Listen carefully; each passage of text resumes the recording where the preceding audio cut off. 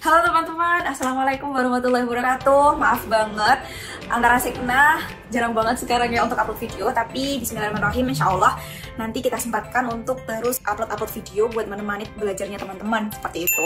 Nah, untuk gebrakan baru, nah ini aku punya segmen spesial buat teman-teman. Apa tuh? Segmennya adalah bahas soal sebelum tidur. Jadi ini spesial banget ya, karena memang seharian kan kita pasti beraktivitas. Nah, buat teman-teman yang mau masuk profesi apoteker, atau mau ujian apoteker, atau mau ujian semester dan lain sebagainya, sangat bagus buat apa ya, mereview materi atau membahas soal-soal kayak gitu sebelum kita tidur kayak gitu. Nanti biar apa yang kita bahas tuh merasuk ke dalam alam bawah sadar gitu ya, teorinya aku juga nggak tahu. Dia tuh suka banget kalau misal bahas-bahas soal kayak gitu tuh sampai ngantuk, sampai mau tidur kayak gitu ya. Terus akhirnya tuh kayak besoknya tuh jadi semangat lagi buat belajar kayak gitu. Tapi nggak tahu teman-teman gimana. Nah, kalau misal teman-teman merasa apa sih gitu ya, ini bisa teman-teman dengerin juga sebelum tidur sebagai pengantar tidur. Nggak apa-apa dibuat seperti itu, biar nanti mungkin bisa masuk ke gitu ke alam bawah sadarnya teman-teman. Apaan sih gitu kan, tetap bisa belajar kayak gitu. Nah, kan memang ke sehari-hari kayak gitu kan pasti sibuk ya. Nah, tapi jangan sampai teman-teman tuh lupa untuk menyempatkan latihan-latihan soal gitu. Oleh karena itu, untuk menemani teman-teman, ini aku juga mau tidur banget gitu ya, udah bare face dengan penuh jerawat karena sedang hormonalnya kayak gitu. Terus juga udah di tempat tidur ya, siap untuk tidur. Nah, sebelum itu kita bahas soal dulu, 3 soal aja setiap hari. Nanti spesial episode kayak gitu ya. Kali ini episode pertama kita bahas soal perhitungan. Nah, ini ada segmen menarik ya menurut aku, setelah aku juga sibuk bekerja pagi hari, terus malamnya aku sempetin buat bahas soal bareng-bareng di sini gitu ya. Oke, selamat menikmati, semoga tidak bosan dengan segmen baru ini. Oke, sekian teman-teman, selamat menikmati dan selamat belajar atau selamat mendengarkan sebagai pengantar tidur kalian.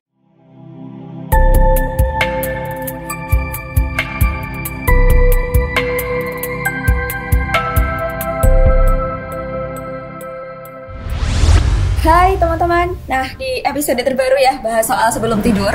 Episode pertama, nanti kita akan membahas mengenai 3 soal, tentunya soal-soalnya juga menarik. Dan di episode 1 ini, atau episode pertama ini, bahas soalnya, tiga-tiganya itu adalah bahas soal perhitungan. Jadi bisa teman-teman pelajari sebelum tidur, atau mungkin teman-teman dengerin aja dulu sebelum teman-teman tidur, biar nanti mungkin waktu tidur di alam bawah sadar teman-teman bisa menangkap materi-materi ini, seperti itu. Oke, kita mulai aja ya.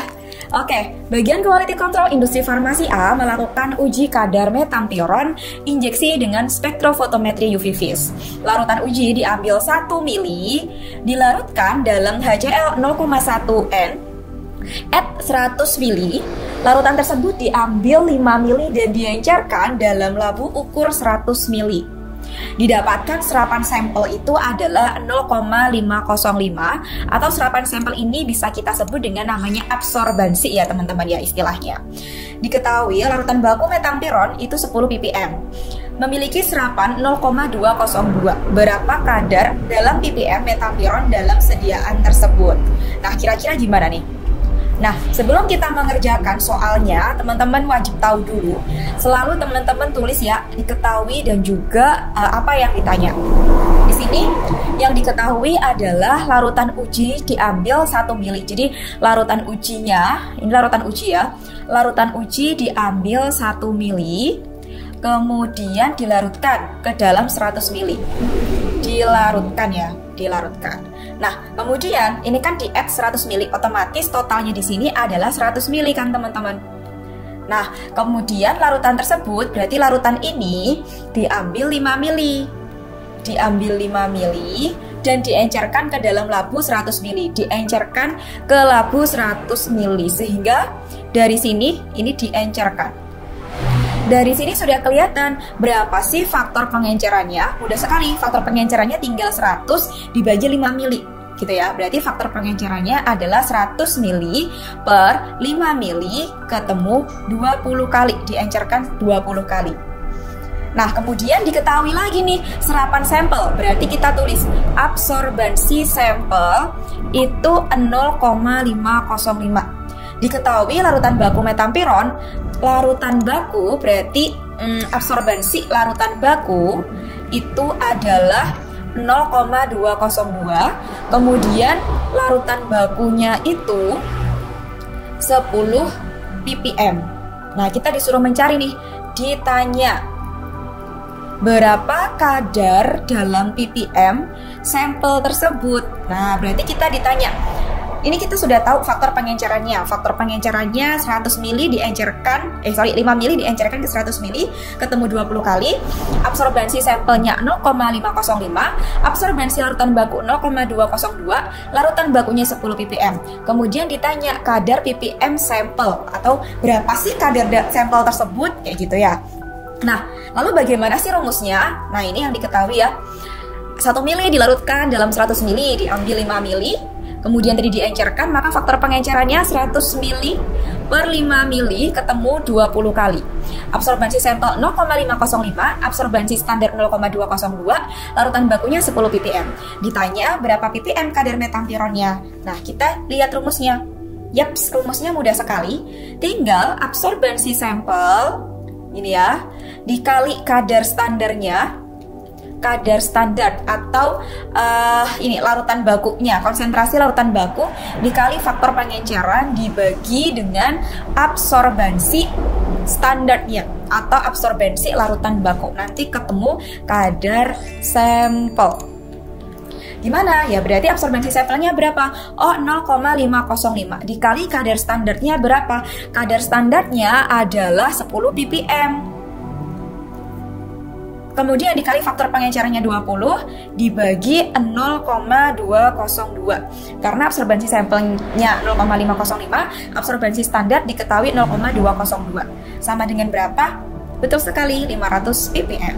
Jadi jawabannya adalah yang D. Yeay, mantap ya. Untuk teman-teman bisa teman-teman pause dalam mengerjakan ketika belum aku jelaskan jawabannya, terus teman-teman untuk coba sendiri gitu. Kemudian nanti hasilnya sesuai atau enggak gitu. Baik, kemudian soal nomor 2. Bagian R&D industri obat tradisional Y melakukan identifikasi flavonoid ekstrak etanol menggunakan KLT, kromatografi lapis tipis. Kromatografi lapis tipis. Fase geraknya adalah N-butanol dibanding asam asetat dibanding air, yaitu 3:1:1. Diketahui indeks polaritas N-butanol adalah 4, asam asetat 6,2, dan air 9,0. Berapakah indeks polaritas fase gerak campuran tersebut? Mudah sekali ya. Kita tulis dulu, bisa di pause dan dikerjakan dulu teman-teman ya. Diketahui dulu nih fase gerak, perbandingan fase gerak. Perbandingannya berapa? 3:1:1. Ada N-butanol, kemudian dibanding dengan asam asetat, dibanding dengan air, gitu ya. Perbandingannya 3:1:1. Kemudian diketahui indeks polaritas N-butanol. Indeks polaritasnya kita tulis IP N-butanol sama dengan 4. IP asam asetat, IP maksudnya indeks polaritas ya. Asetat sama dengan 6,2, indeks polaritas air sama dengan 9. Berapa indeks polaritas fase gerak campurannya? Berarti ditanya berapa IP campuran. Nah, IP campuran cara menghitungnya gimana? Cara menghitungnya adalah IP campuran, aku nulisnya IP campuran ya, sama dengan ini, perbandingan fase geraknya dulu. Jadi fase gerak, aku nulis FG ya, fase gerak A, ini coba kita sampelkan. N-butanol itu A, asam asetat D, air itu C. FGA ya, dibagi dengan FG total. FG total itu berapa? FG total itu ya ini, berarti FG total yaitu 3 ditambah 1 ditambah 1, ketemu berapa? Ketemu 5, ini FG totalnya. FGA per FG total kali IPA ditambah FGB fase gerak B, yang ini berarti nanti, per FG total, aku nulis FGT ya, kali indeks polaritas B ditambah FG fase gerak C per FG total dikali IPC atau indeks polaritas campuran. Mudah sekali. Coba kita cek di sini. Nah, ini untuk rumusnya. Nah, gimana berarti? Ya berarti tinggal IP campuran. Oke, kecoret. IP campuran sama dengan fase geraknya berapa? Fase gerak A. Kita anggap N-butanol ini A, asam asetat B, air ini C. Berarti 3 dibagi 5, karena fase gerak total tadi 3 ditambah 1 ditambah 1. Total perbandingannya. Total perbandingan. Gitu ya. Kemudian dikali IPA, indeks polaritas A, N-butanol 4. Ditambah fase gerak yang B, ini 1 banding 5 dikali berapa? Oh, 6,2 asetat, 6,2 ditambah C itu air, 1 ternyata 1/5 dikali, oh IP-nya 9.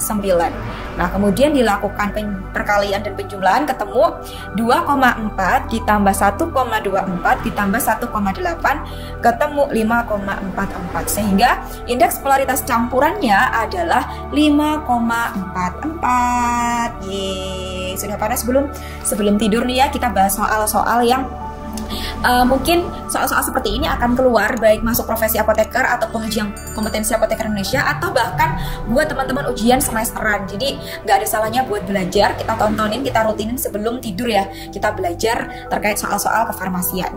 Oke, the last number. Di sini ada bagian R&D industri obat tradisional Y, masih dengan industri obat tradisional yang sama ya. Mengembangkan sediaan baru, aspirin 80 mg per tablet. Wah. Namun, aspirin memiliki stabilitas rendah terhadap kelembapan serta mudah terhidrolisis pada kinetika orde 0. Kecepatan degradasi tablet aspirin sebesar 0,01 mg per bulan. Berapa bulan waktu paruh sediaan aspirin tersebut? Kira-kira berapa nih? Ya, ini industri obat tradisional boleh nggak sih memproduksi aspirin? Apakah aspirin obat tradisional atau ada yang berbeda dari soal ini? Nah, mungkin bisa komen ya teman-teman, apakah soal yang ada itu agak error atau gimana. Tapi yang terpenting kita fokus pada pengembangan sediaan baru, yaitu aspirin 80 mg per tablet. Terus karena stabilitasnya rendah, terus terhidrolisis pada orde 0. Ini kata kuncinya. Kecepatan tablet atau kecepatan degradasinya adalah 0,01 mg per bulan. Maka waktu paruh itu adalah T setengah. Gitu ya. Maka berapa sih T setengah aspirin? Gimana caranya? Oke, kita lihat dulu dari apa sih perbedaan orde 0 sama orde 1. Sebelumnya kita juga pernah membahas soal-soal farmakokinetika ya. Teman-teman bisa mengulang kembali videonya, atau di sini aku jelaskan singkat saja ya. Jadi orde 0 itu adalah jumlah obat A berkurang dalam satu jarak waktu yang tepat. Rumusnya adalah A ini adalah konsentrasinya atau dosis A sama dengan min K0. K0 kecepatan ketika waktunya 0 dikali dengan T plus A0 atau C0 gitu. Jadi sama ya, A sama dengan min K0T plus A0. Nah, karena dia itu jumlah obat A berkurang dalam satu jarak waktu yang tetap, sehingga mengakibatkan waktu paruhnya menjadi tidak tetap. Kenapa? Karena berubah berkala dengan berkurangnya konsentrasi obat. Sehingga ketika orde 0, T setengahnya, cara menghitungnya adalah 0,5 A0 per K0. Gitu ya. Lalu orde 1 gimana? Nah, kalau orde 1 itu adalah bila laju jumlah obat A berkurang dengan sebanding dengan jumlah obat yang tersisa. Rumusnya gimana?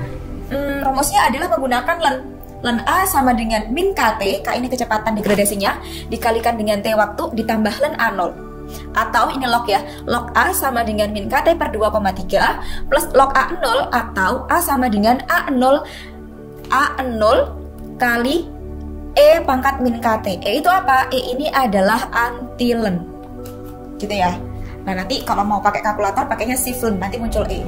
Nah, karena dia itu sebanding dengan jumlah obat yang tersisa, maka waktu paruhnya ini konstan teman-teman. Gitu. Terus gimana? Maka T setengahnya juga konstan. T setengah sama dengan 0,693 per K. Nah, sekarang sediaannya 80 mg. Terus kecepatan degradasi aspirin 0,01 mg per bulan. Berapa bulan waktu paruh persediaan aspirin tersebut? Berarti dia menggunakan orde 0. Sehingga T setengah sama dengan 0,5 kali A0 per K0. Gitu kan? Nah, oke. Kemudian bagaimana kecepatannya? Berarti tinggal 0,5 kali A0-nya berapa? Per 0,01 nanti. A0-nya berapa? A0-nya adalah 80 mg. Itu ya. Per K0. K0 adalah 0,01 mg per bulan. Sehingga ini nanti bisa dicoret untuk miligramnya ya teman-teman ya. Ketemu berapa? 80 kali 0,5 40 per 0,01 per bulan. Sehingga ketemu berapa? 4.000 bulan. Oke, seperti itu. Apakah benar? Yaps. Oke, terima kasih guys. Jadi mudah sekali ya 4.000 bulan ya. Sebenarnya soal hitungan itu mudah asalkan kita tahu rumus. Nah, bagaimana sih cara kita menghafal rumus-rumus? Perbanyak latihan soal-soal. Baik, sampai jumpa di bahas soal sebelum tidur episode kedua. Sampai jumpa di session selanjutnya. Coba nanti komen atau mungkin ada soal yang mungkin teman-teman belum bisa terpecahkan, bisa di komen. Nanti kalau saya bisa mengerjakan, aku share pembahasannya. Kayak gitu ya. Baik, selamat tidur teman-teman semuanya. Good night, have a nice dream. Sampai jumpa di YouTube channel Antara Signa. Jangan lupa follow akun Instagram kami dan juga selalu mengikuti video-video yang kami upload. Subscribe jangan lupa dan share tentunya. Sekian, terima kasih. Wassalamualaikum warahmatullahi wabarakatuh.